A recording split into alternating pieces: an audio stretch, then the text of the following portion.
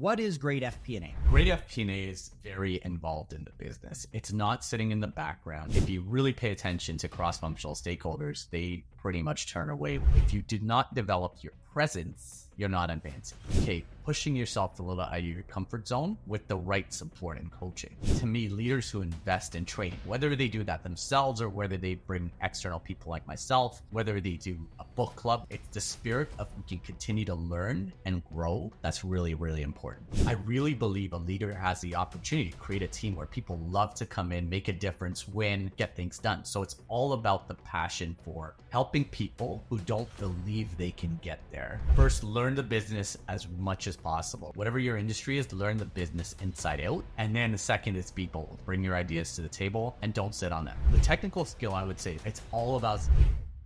I'm going to give Ron a couple minutes to tell one or two embarrassing stories about me. We all know Paul is the friendly FP&A guy. I get to see Paul when he's spicy, so...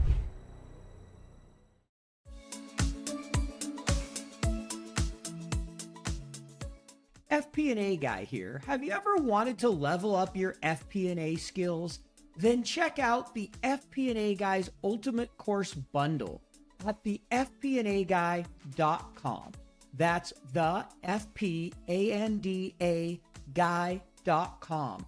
And use code podcast to save 25%. Get started learning today.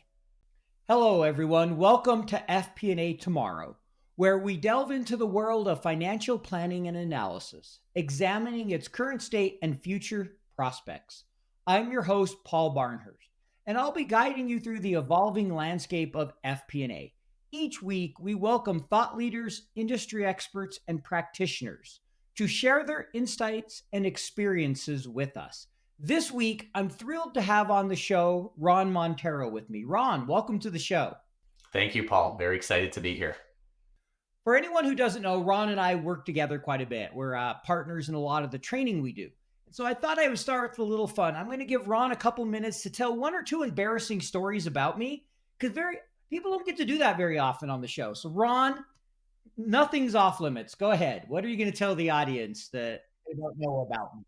Yeah, no, it's interesting. It's kind of fun doing this. So thank you for the opportunity. So one of the things that Paul and myself have is we have this with this code, right? So Paul and myself will join a call, and I'll ask him how many peppers, Paul, which means how spicy he is. So we all know Paul is the friendly FP&A guy. I get to see Paul when he's spicy. So no, that's one which is fun. But we've How also many peppers does it go? What's the scale for this? I've got a 5 pepper scale, and interestingly enough, when it's 5 peppers, I try to get off that call really quickly. So that's one. And then we were just talking before, we did a trip together to Nashville, and we're walking together, and Paul literally just fell down in front of me, but he just literally rolled, and we call it the tuck and roll. So we've had some good times on the Zoom call and off the Zoom call, so to speak. I figured tuck and roll would be in there. I didn't think of the spicy, but that doesn't surprise me. So there you go. There's a little bit about me that most of you don't know. I can be spicy from time to time. Just ask my wife. She'll be like, I'm avoiding you at the moment. You're grumpy, is what she calls it. Ron calls it spicy. All right. Let's get to the meat of the interview. First question I want to ask you is, what does great FP&A look like in your mind? What is great FP&A? So great FP&A to me is very involved in the business. It's not sitting in the background. It's being, I am at the table, so to speak, and I'm helping make future business decisions. All the things we do in FP&A are very, very important, but to me are we shaping the business? Are we shaping future results? Are we looking forward, or are we looking backwards? So to me, it's clear that super involved in the business, of course, taking care of all our financial obligations, but are we implementing things going forward and really impacting and challenging the business? Agree with that. I think it is about being involved in the business. I've been in FP&A roles where they don't really want FP&A involved, and I'm sure you have, and they're not very fun. They're not really companies I want to work with it. What would you say about that when you have that situation where they don't want you involved? Great FP&A requires you be involved. What do you do?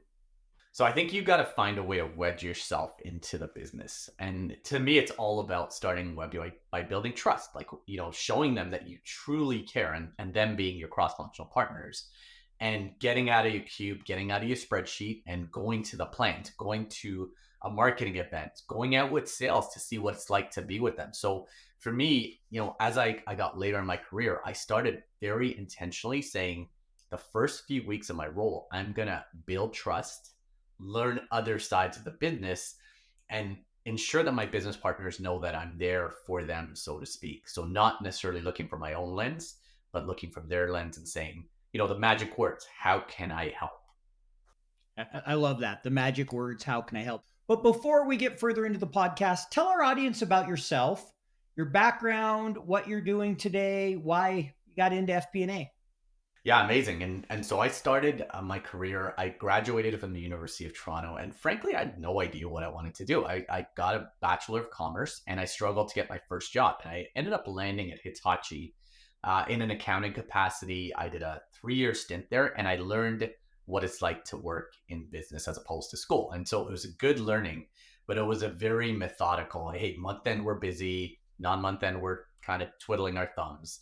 And it was one of those environments where it was just very static, right? I learned a lot. I got to say, look, my manager was amazing, but it was a pretty static environment. And then I had the good fortune of landing at Kraft Foods, where I spent 15 years. And my first role was corporate, and it was, hey, an integration. And it was really, really good. But then I ended up moving to a cross-functional role in FP&A. And I had no idea what FP&A was at the time. And within the first week, I'm like presenting pricing to the president. And instead of being in the background doing a bunch of reporting and Excel work, I was at the forefront and thrown into the fire, so to speak. And, I would say the 15 years of Kraft were kind of like that. You're thrown into different fires and working with different people and learning the business and saying, how can I really get involved? And FP&A, I remember this funny story. This one guy was transitioning from me and he's like, can you give me the job manual? And I kind of laughed. I was like, FP&A, there's no job manual. Every day is a little different, which makes it exciting.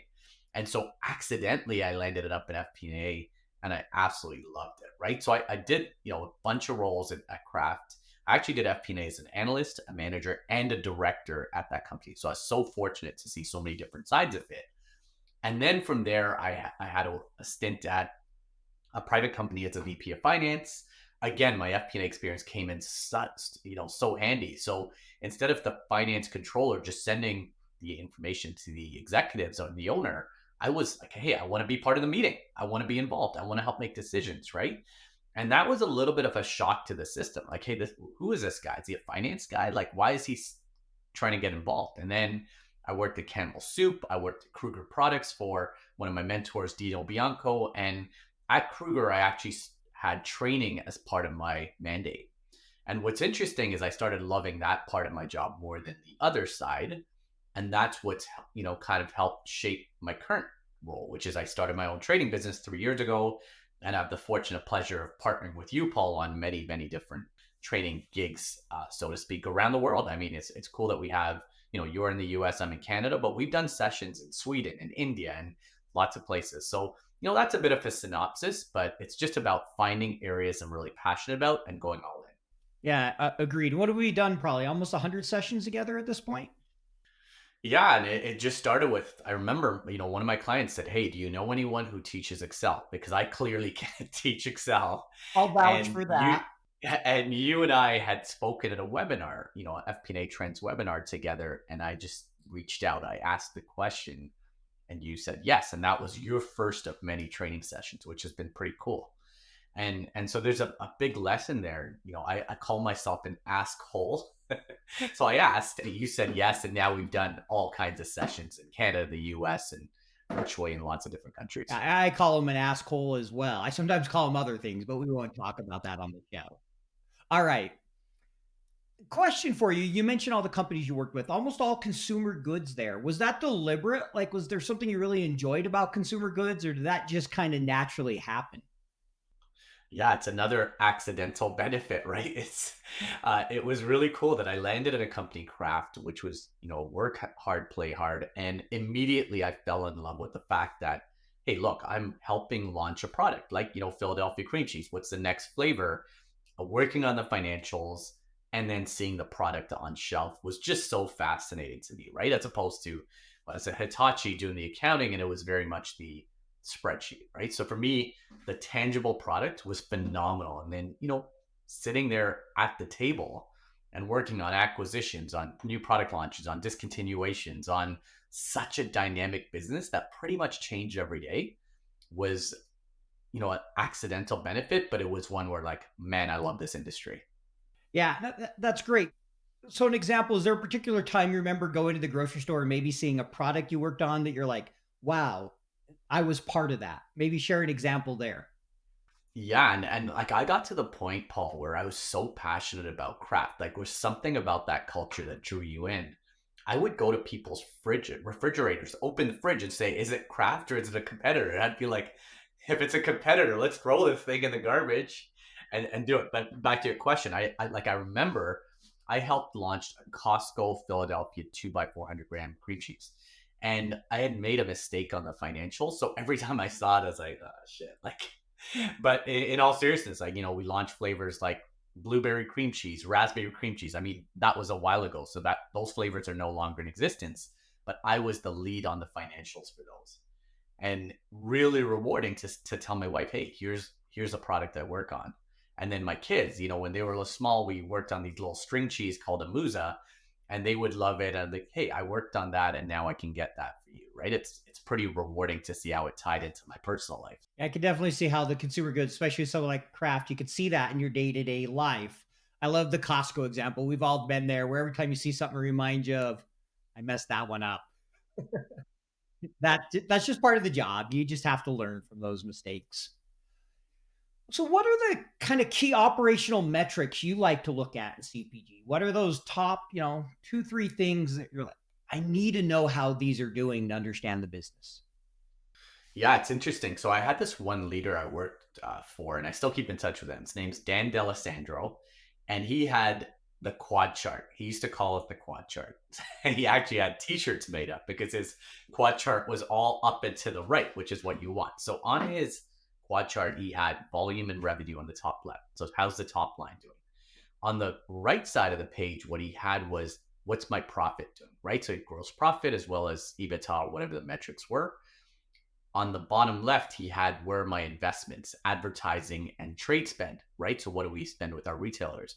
And on the bottom right, he had his margin percents.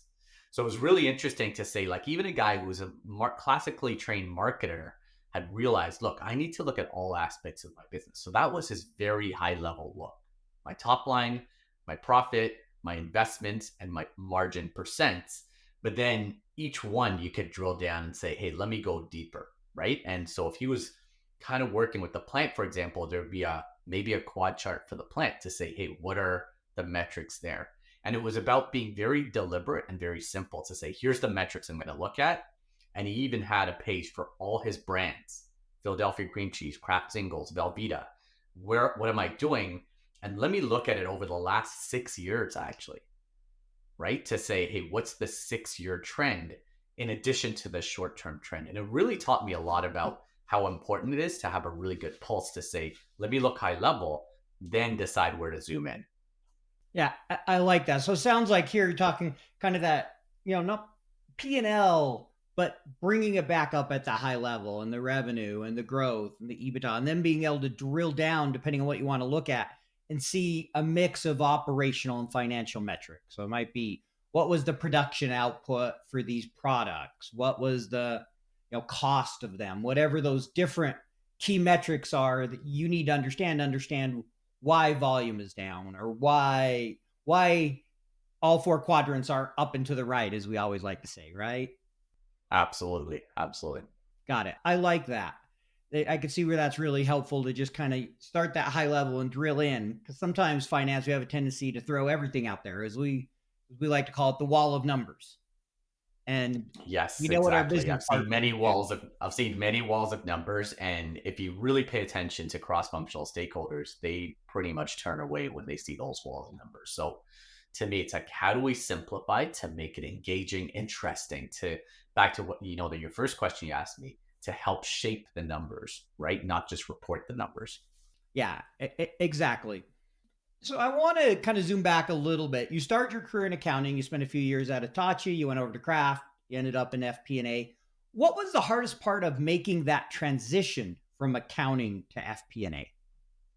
Yeah, it's interesting. So I'm a little bit introverted. Like I'm not exactly sure where I'm on the scale now because I think I've developed a lot, in terms of my ability to connect and present. But I was very comfortable in my accounting capacity. It was hard work during month end, really taxing. But then during the middle of the month, it was kind of like, okay, let me regroup, let me, take some time off, so to speak, and recollect myself. And then, you're thrown into the FP&A fire, and it's just like day-to-day fires are you're working on.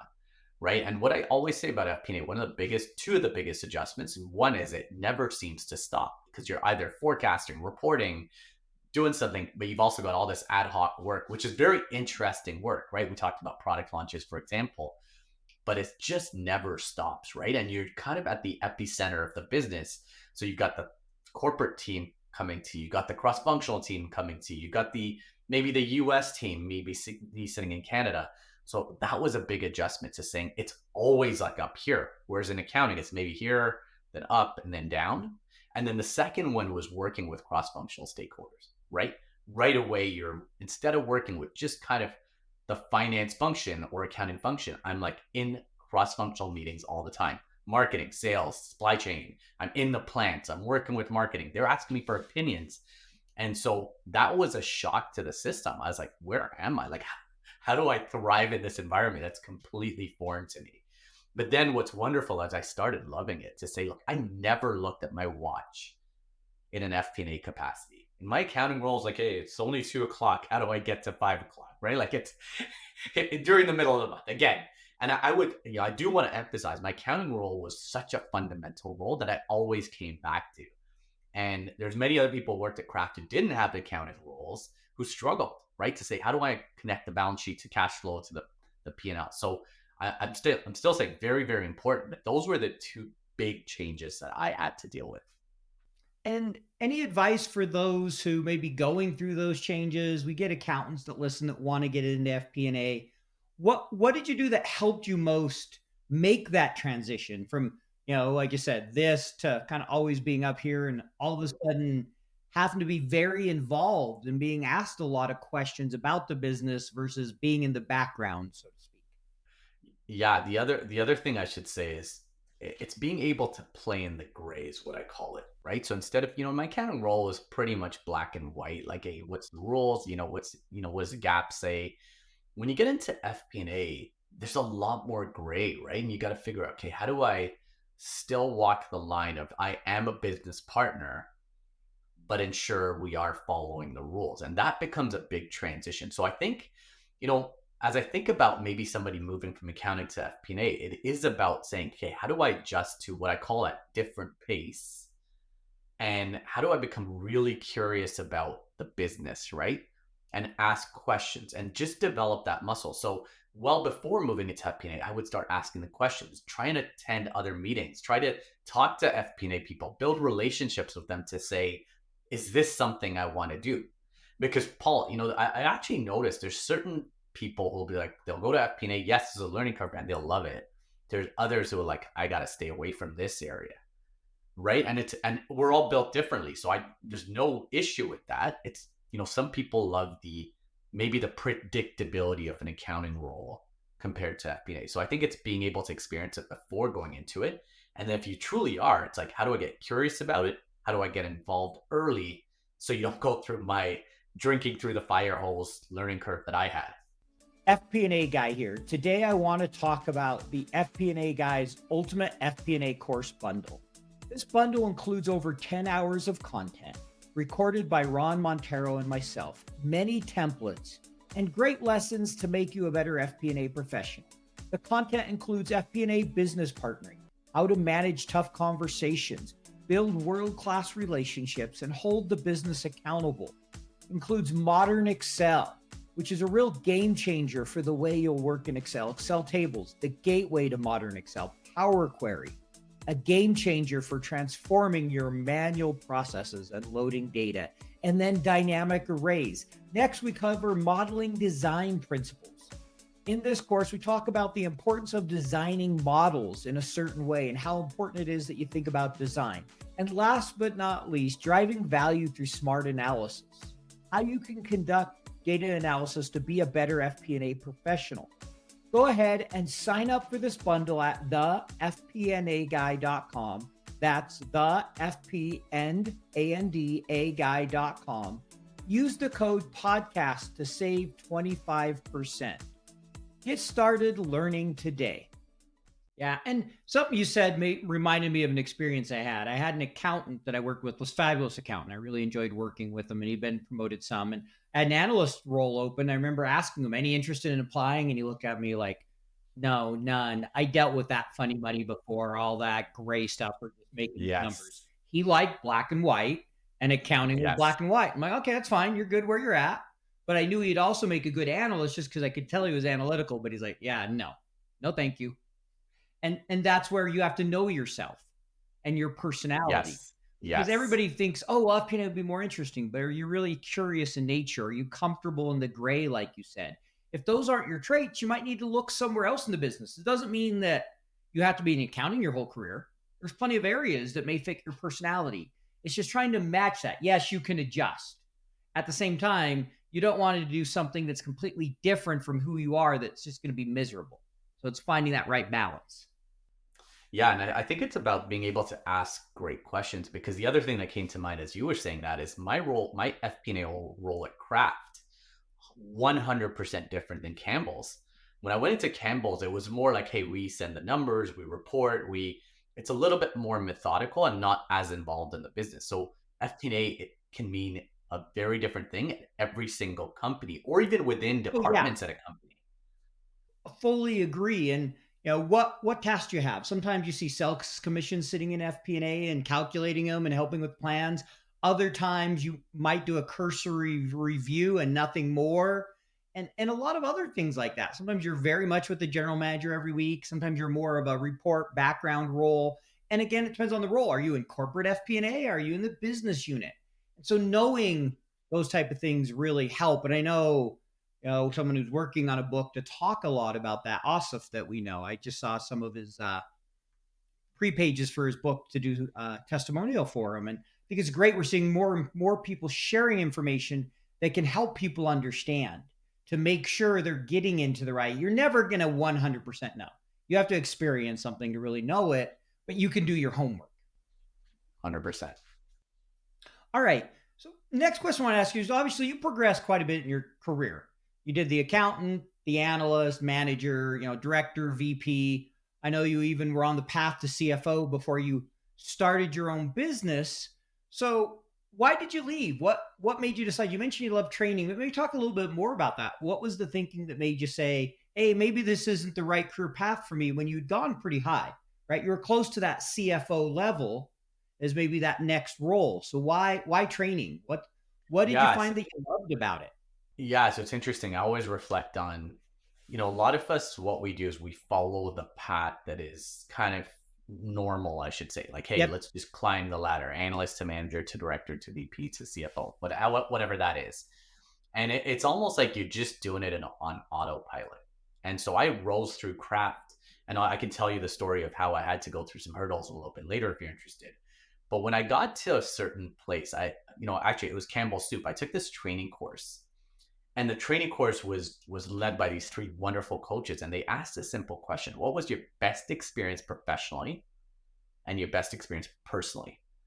And both of them connected back to teaching. I had led a cash course at Kraft. I was like 15 years there, and that was the experience that really said, it lit me up and it helped challenge me and help me grow in different ways. And it was one of those light bulb moments that said, like, I'm more of a teacher in finance clothing as opposed to a finance guy who likes to volunteer for training sessions. It's just like, that was a light bulb moment. And it has like, okay, I'm not quite happy anymore doing the finance side. And I actually hired one of those people who led the training course to be my coach, who's still a guy who I'll call, his name's Wayne Stark. And he helped me bridge into starting my business. But it was more around, I was at a point in my life, maybe it was a midlife crisis, I don't know.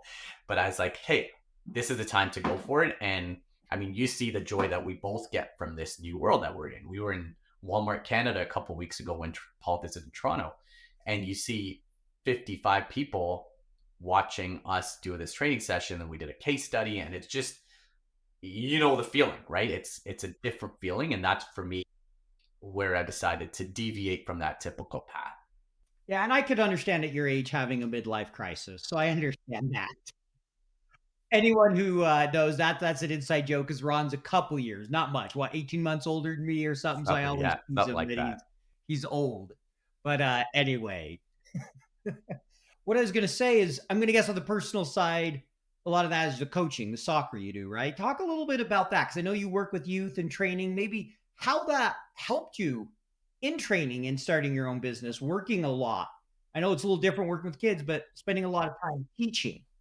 Yeah, exactly. No, it's fun. So yesterday I was coaching a bunch of 13-year-olds playing soccer, and for me, it's all about learning, right? To say, how can I, when you first start with kids, it's a lot of babysitting, but now it's like, how can I help shape them? How can I help them grow? And again, I think it's connecting back to your why, right? And for me, Paul, and I think it's about how do I help people build confidence, whether it's on the soccer field, whether it's in my business team, whether it's in our training sessions.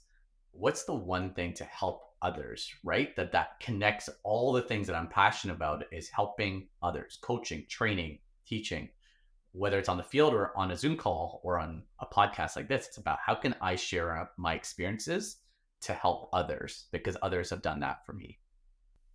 I love that when you mentioned youth, helping shape them. You know, I did Boy Scouts and Cub Scouts for years, and I love those moments when you got through to that youth and you knew you were helping them with something they were dealing with in life. Yeah, a lot of fun. We'd have humor. There'd be all those great moments. I'm sure winning is nice in soccer, but I'm going to guess if I ask you for your favorite moments in coaching soccer, it's not when you won. Yeah, it actually was. No, I'm just kidding. I was I had waiting the for you ice to do bucket thrown. something No, like it's it's that. it's very much about the moments of, even when one of the kids maybe will say something inappropriate. It's like, okay, that's a teaching moment to say, okay, let me be the example to say that's not acceptable. We are a team. Let's support each other. Let's not call each other out.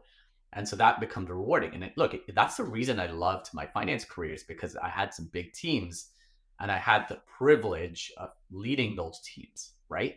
And that's where the joy comes in. Yeah. Great. No, I love that. And I'm glad your favorite moments were winning. I knew where your priorities were. I just didn't want to I'm say. competitive as well, right? Just like the Raptors, and they won the championship. All right, moving on past that. All right. So you tell the story in our trainings about how you went from being terrified of presenting to today you're one of the better presenters I know. You're a fabulous presenter. I've seen you present hundreds of times. Can you walk our audience through that story? You know, maybe that first time you presented to getting to where you're at today. And if you want, I can tell the story and mock it, but I won't. I'll give you the opportunity to tell it.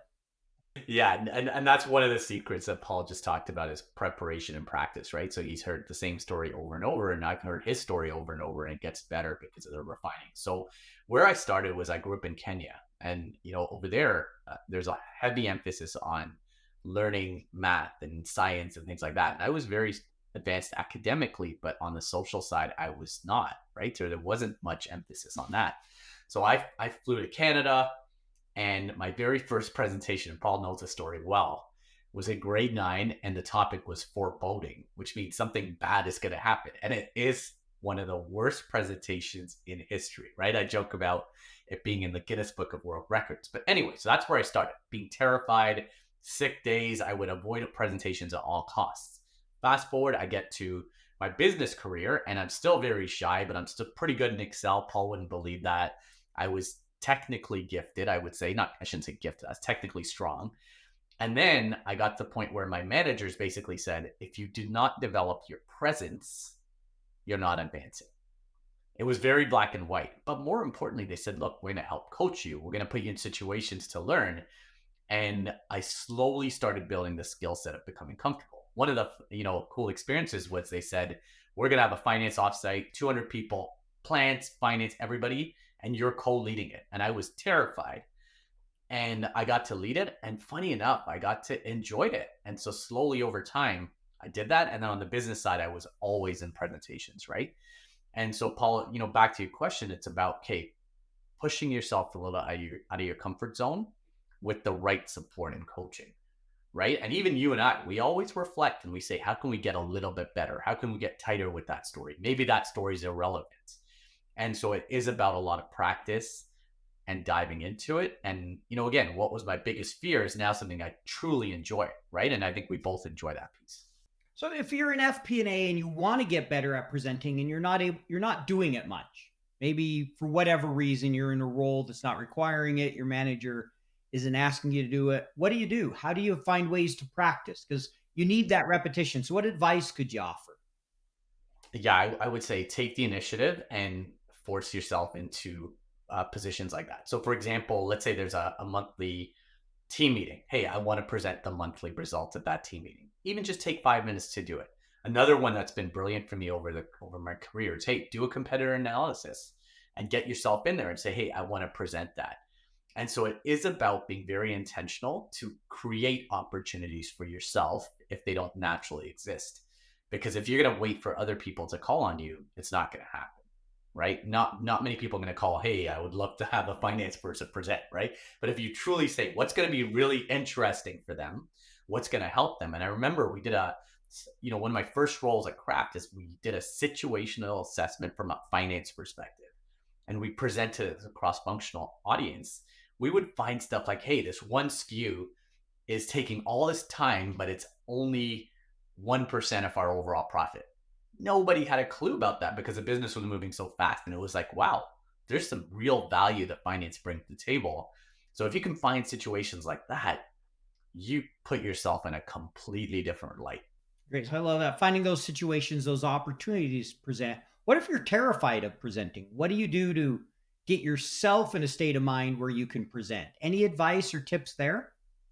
Yeah, so I would start small and start like, hey, let me join a Toastmasters club. Let me find a partner. Let me ask my manager if I can get some support on that.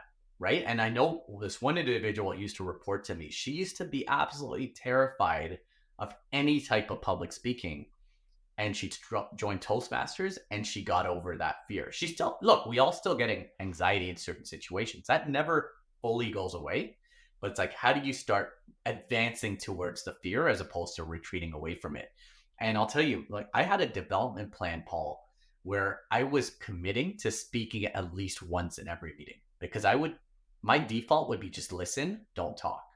Even when I had a lot of stuff on my mind, I was like, it's probably value added. I was like, nah, I don't think that's right. What if I'm wrong? All these questions. So even just a simple thing like that, speak once in every meeting. And then once you do that, you're like, hey, it's not so bad.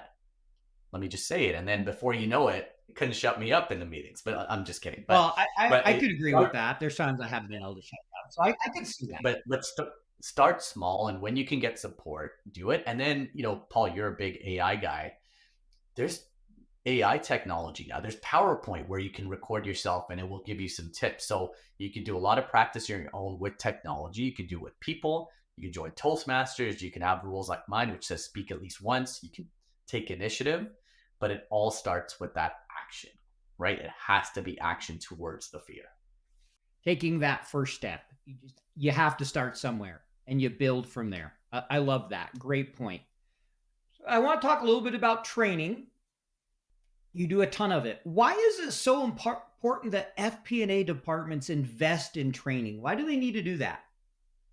So I think, back to your questions earlier, a lot of accounting people may get, moved into FP&A. A lot of people may have the same struggles as I have as being, a little quieter, not as comfortable presenting. So I always say, look, one of the things and one of the books on my shelf is growth mindset. It's about how do I continue to learn? So whenever I found myself in situations where I love my job, there's always learning involved. It wasn't static. It was like, what's the next thing? So I'm a huge Oh, believer that's in why you leaders. like my Excel training so much, right? You're always learning I something. mean, in all seriousness, I've sat through many of those and I've learned XLOOKUP. I mean, and I've learned other things, right? So you've even kind of convinced me that it's not just the soft skills I need to keep developing as a senior person, even the technical skills, right?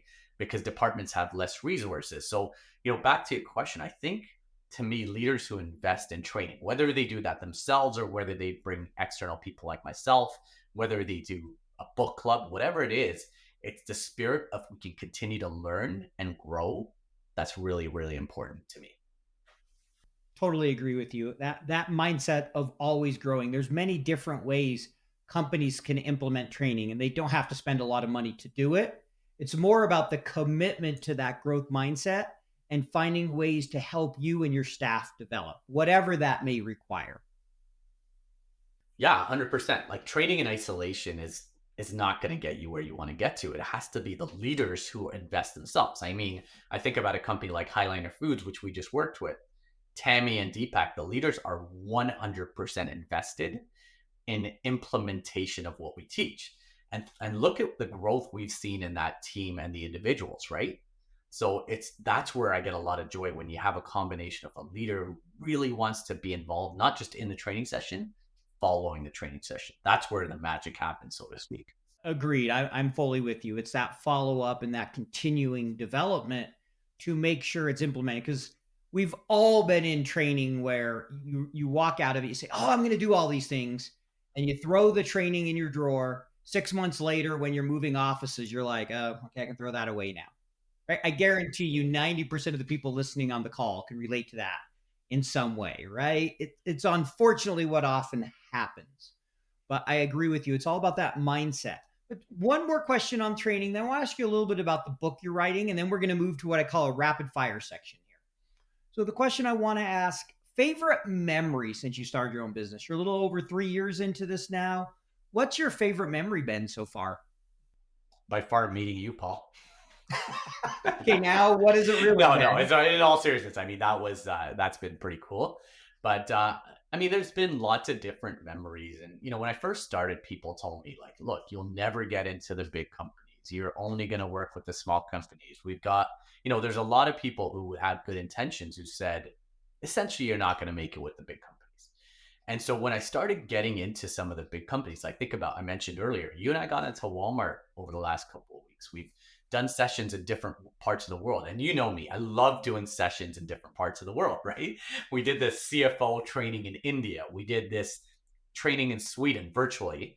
We did another one in Malta recently as well, right? So for me, it's like, I get so much joy out of like, we get on these training sessions and we see people who want to be there, right? I did another one in Vietnam.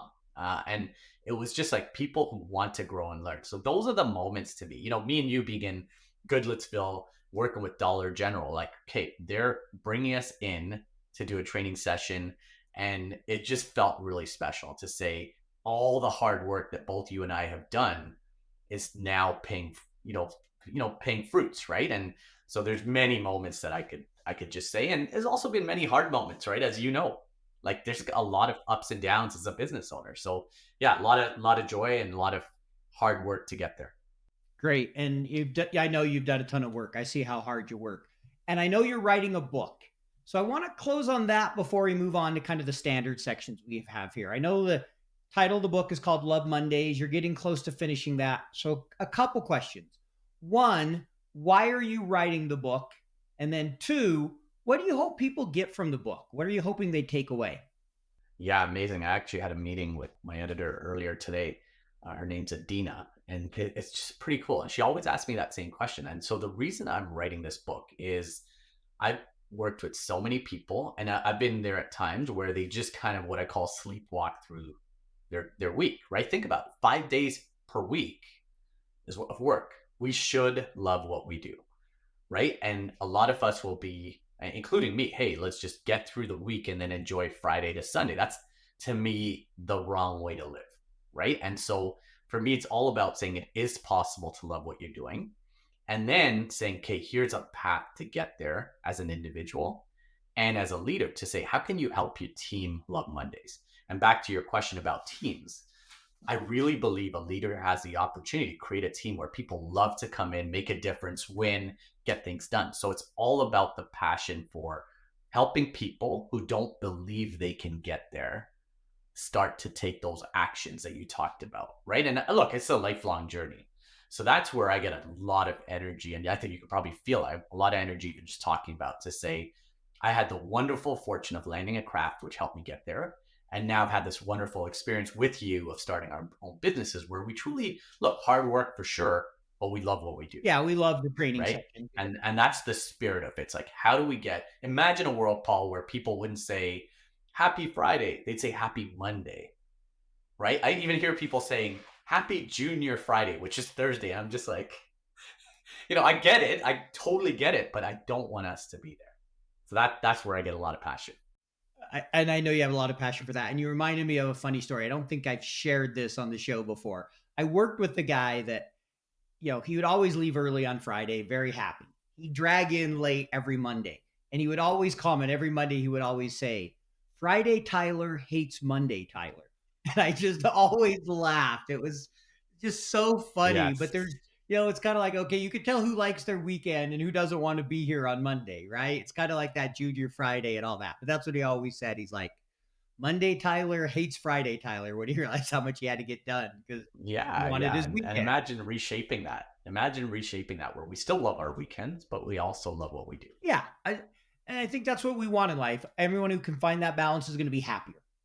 It doesn't mean you're not looking forward to the weekend, but it means you're enjoying what you're doing. You're living in the moment each day, not just dreading 5 days of the week and then enjoying 2. That's not a way to live. I agree with you. So this next section, I call it kind of rapid fire because the idea is to get quick, short answers. Now, a couple seconds on them. And we're going to start with this first one here. What is the number one technical skill FP&A professionals should master? So I think for me, it's about the technical skill, I would say, is simplifying. And it's taking a P&L and being able to communicate it, taking a balance sheet, taking a cash flow statement and finding a way to communicate it in a very effective way, right? So it's all about simplification. It's all about simplification. So what's the number one soft or human skill that we need? So I think for me, it is around storytelling and communication. And think about anyone who tells a story and how engaged people come in. So it's about storytelling. Okay, so got it. We got simplification and storytelling. I like it. The next 2 are just kind of going to be some fun where I'm going to force you to pick something. If you had to pick one method to use for all your forecasting and budgeting going forward, you could only do one. You're going to do top down, bottom up, zero based, or something else. Which one would you use? I would go top down. I mean, it's a flawed question because I think top down in isolation is not the right answer, but I would start there. Okay. And I get it. It's a flawed question. I realize it's more to have a little bit of fun and just force you to pick something. If you could wave a magic wand and change one thing about FP&A, what you change it? I would do away with the long drawn out budgets and forecasts and make them what I call sprint budgets and forecasts, which just gets much more tighter on let's get there, let's work with the business, let's forecast effectively rather than these long drawn out processes that maybe don't add as much value. So that's what I would do is make them much more value added. So go to a sprint budget, reduce the time and focus on value add. I like it. And then how are you using generative AI today? So my generative AI is Paul Barnhurst. No, so I use ChatGPT and it's funny. I go through these waves where I use it at times, emails and, even for us, sometimes when we're a little stuck on course content, on course outlines and stuff like that, we use it. So I've used it a fair bit, but sometimes I'll need a reminder to say, hey, maybe I can do it in a different way because I'm not naturally wired to take advantage. So I appreciate people like you who have helped me, appreciate, embrace, and start using it. Great. Thank you for that. We're going to move on to the get to know you section. So I have four questions I'm going to ask you here. First one, what's your favorite hobby or passion? So I would say my hobbies and passions are changing, right? But I would say soccer is a sport that I love right from I grew up and I coach it, I play it. My circle of friends is connected to it. So that's my biggest passion. And Canada is doing much better. They actually outplayed the US in the recent Copa America tournament, right, Paul? Yeah, I know. You keep reminding me. Alrighty. If you could recommend only one book, I know you love to read. We could see it on your bookshelf. One book for our audience, an FP&A audience. What's that one book you're going to recommend? That's a tough question. That's like asking you to recommend one Excel formula. I know it's like asking you to pick between your kids. I get it, but go ahead. You got it. Okay, I'll pick one of the ones I can see on my shelf. The Friend Factor, which is about attitude. It's about saying, no matter what the situation is, you can take it into your own hands, take initiative, bring your best self to the table. So it's a wonderful real life story about a mail carrier who just took his job to the next level. Fred Shea, and you and I have interviewed Mark Sanborn. I think there's such a spirit about that book. Imagine if everyone in FP&A did that. Yeah, no, it's a great book, and I can see it up on your shelf there, The Fred Factor, just the right. I have it back here as well. You can't see it on mine, but I have it back there. It's a good book. All right, favorite travel destination. If you could go anywhere in the world tomorrow, where are you going? So I had the fortunate pleasure of going to Brazil, and again, my favorite thing in the world is soccer. So I got to go to the World Cup in Brazil, in a little place called Natal, Brazil. I would say to me that's been my favorite destination so far. But again, I could name so many others that have been amazing. Now I know you love to travel. You're getting ready to go on a trip here again. So next question: if you could have dinner with one person who's alive in the world today, other than me, because I know I'm the first person you take to dinner, who are you picking and why? Yeah, that's another tough question, Paul. But I would say somebody who I love is Oprah, and I would say Oprah is somebody who, sometimes I'll have like a little bit of a down morning, and I'll be like, let me put on Oprah on YouTube to help me remember what I'm doing and why I'm doing it. And she has such a cool story about how she got into talk shows. She was on the news, she hated it, and she landed there, and it just brought some joy. So I think there's so much wisdom, so much experience that I just love listening to people like that, and I'd love to pick her brain for a 3-hour dinner. I like a good long dinner. You got it planned well. All right, we're going to go ahead and wrap up here. Just have two more questions for you. So, if you could offer advice to our audience to be better business partners, something they could do today, what's the one thing they should make sure they're doing? I'd say at first, learn the business as much as possible, right? Go well beyond just the spreadsheet, go out to plant, sales, marketing, supply chain, whatever your industry is, learn the business inside out. And then the second is be bold, bring your ideas to the table and don't sit on them. We have an amazing 360-degree view of the business. And the business is so much better with FP&A individuals who are willing to provide recommendations and what they think will move the business forward, right? Not just report, but help shape the numbers, shape the business as we talked about. Love that. Learn the business and then help shape it. Great. All right. So, if someone listened to this today and they want to get in touch with you, they'd love to connect or learn more about you, what should they do? They should call my secretary, Paul Barnhurst. I'm just kidding. All right. My number is. No, for me on LinkedIn is probably the best way to get in touch with me. And, I love connecting with people and, getting to know them and learning about them and, helping them and them helping me. All right, great. Well, thank you so much for joining me today, Ron. It was a pleasure to interview you, a little change from what we normally do. We're both kind of training together, but thank you so much for being on the show. And I'm confident the audience will enjoy it.